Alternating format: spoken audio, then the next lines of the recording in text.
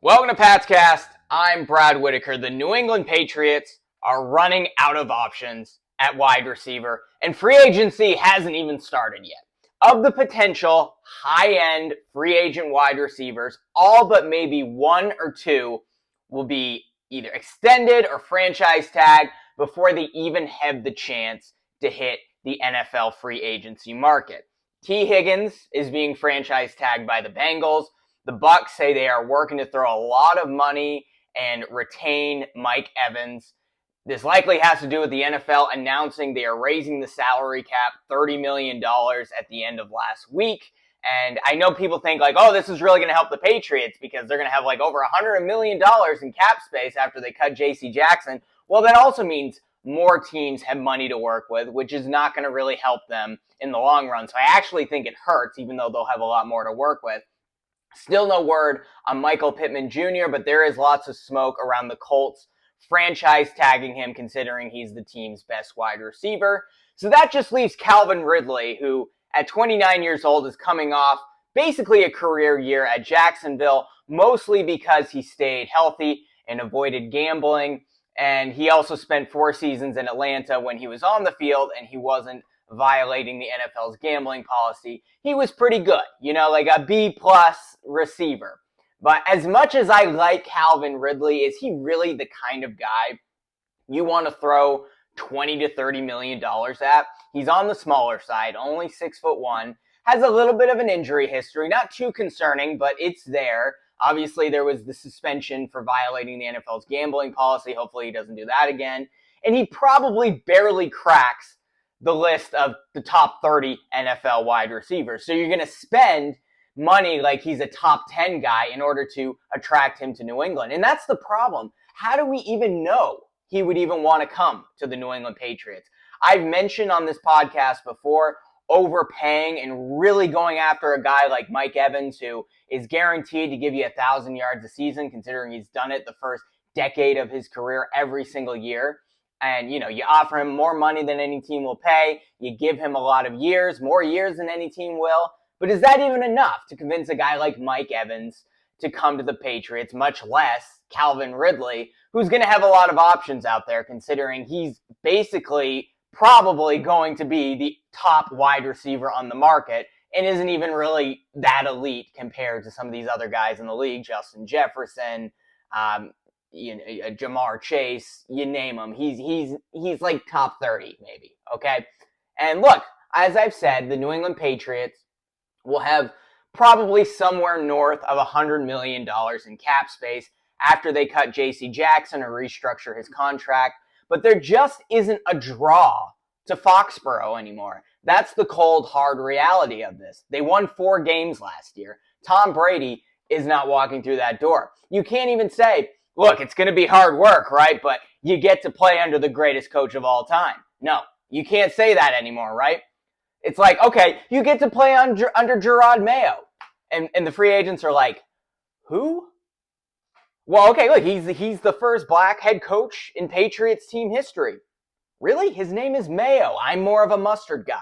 Like, Gerard Mayo, I think, is going to be a really great head coach, but we just don't know. People don't know who he is. He's been with the Patriots organization his entire career. There is not a lot of knowledge of this guy outside of the building. And I really like Gerard Mayo. I think he's handled things well so far, even though he's kind of learning on the fly a little bit, considering he's only, 37, 38 years old. But that draw just isn't there. Like, oh, he's a player's coach. He has a great personality. Like, okay, great. We'll pay you more than other teams. Okay, to play in the cold and pay Massachusetts state income tax? Like, there just isn't that draw there to come to the Patriots, a team that has kind of an unknown head coach, an expensive state to live in with high state income tax, not as high as California or New York, but it's up there for sure.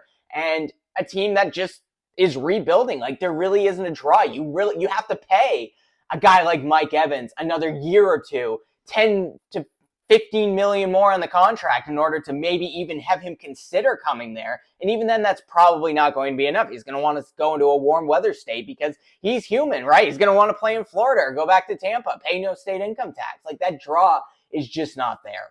Now, the Patriots can make themselves a cool destination for free agents. Don't get me wrong, but that's going to take at least a year. People are going to have to know who Gerard Mayo is, and they're going to have to show something on the field that makes them say, ooh, it might be cool to be on the Patriots. Maybe we can start Dynasty 3.0. But they have to do a lot this year, and the draw isn't there. So they're going to have to probably, instead of building this team through the draft, building it through free agency, they're going to have to build it through the draft. And unfortunately, there are more opportunities at quarterback to do that than there are in getting that number one wide receiver. You have probably a better chance of rebuilding this team, bringing in a bridge QB, a Joe Flacco, a Jacoby Brissett. Maybe you trade for Russell Wilson, and then developing a younger talent that you can draft in round 2, like J.J. McCarthy, who, I don't know, 2 weeks ago we thought he was a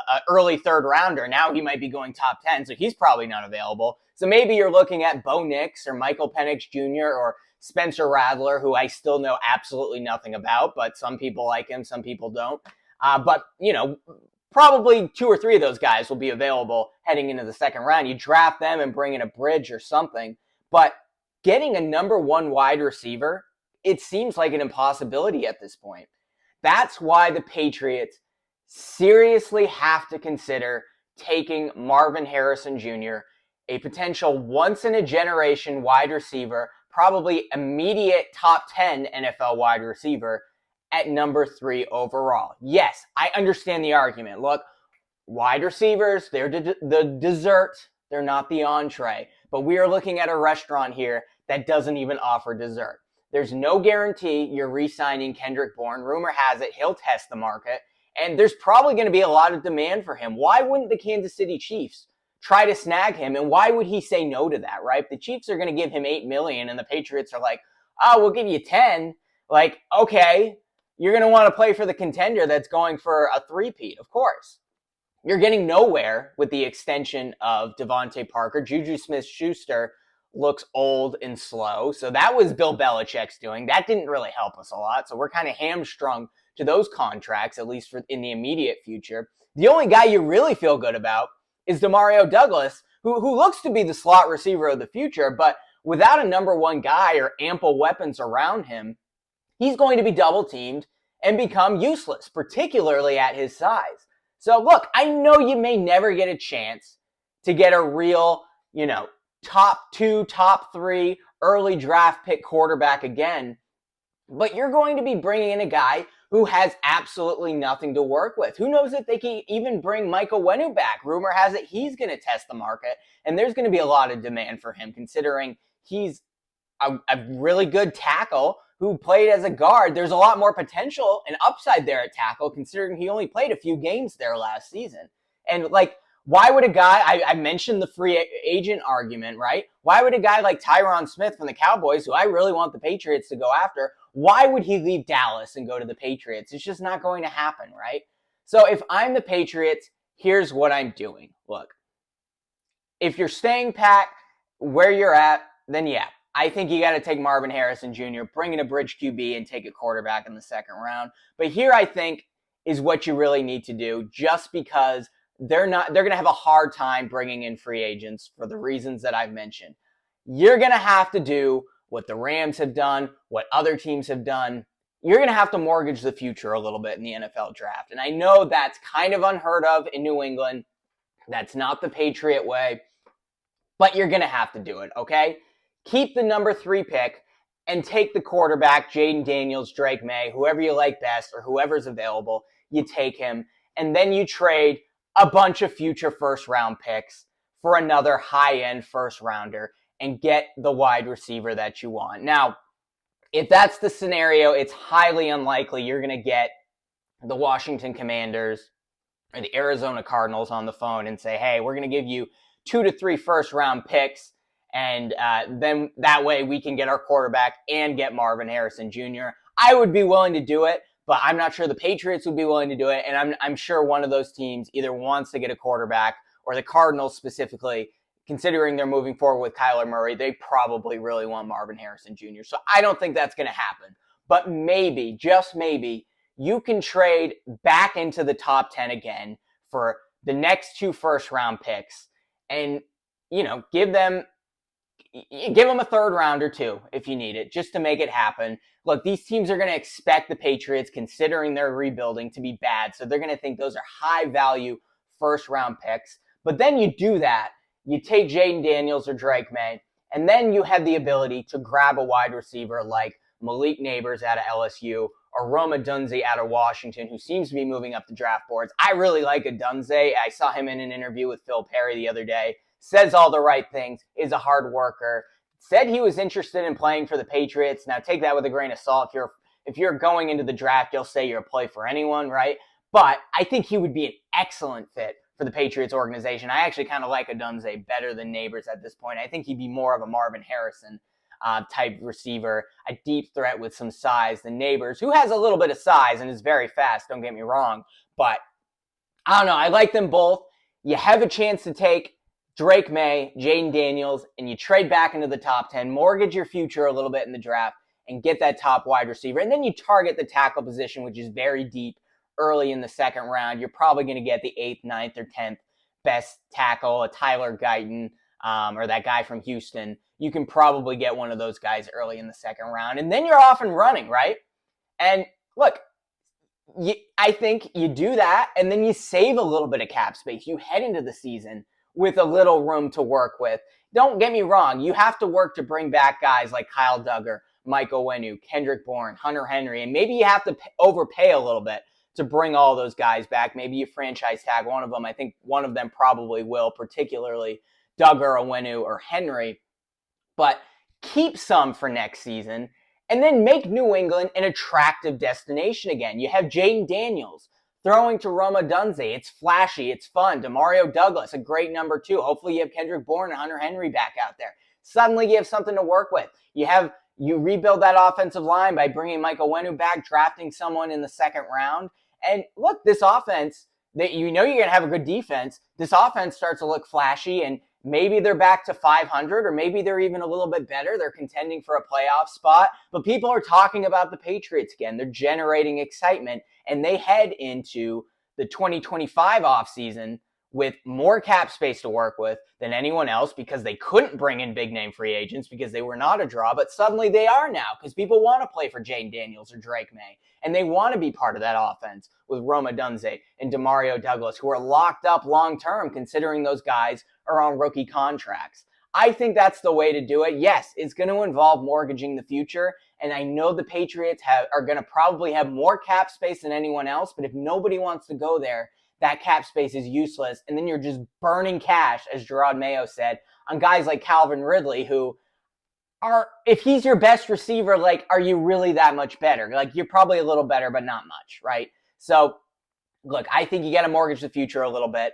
Get a second first-round pick. Maybe if you're not buying in to Drake May or Jaden Daniels, then you trade back and you can get 2 first-rounders that way, and you can get J.J. McCarthy, who's probably going to go in the first round now, and maybe Neighbors and Odunze as well. But I think they're going to want to take Jaden Daniels or Drake May. Those top 3 quarterbacks, including Caleb Williams, just seem to be on another level compared to Penix, Bo Nix, J.J. McCarthy, who I really like. He's the guy I've been very bullish on. I think he's kind of a Brady 2.0 in terms of coming out of Michigan. He has the eye paint. He looks cool out there. Also is a little bit more mobile, but he's going to need to sit for a year and develop.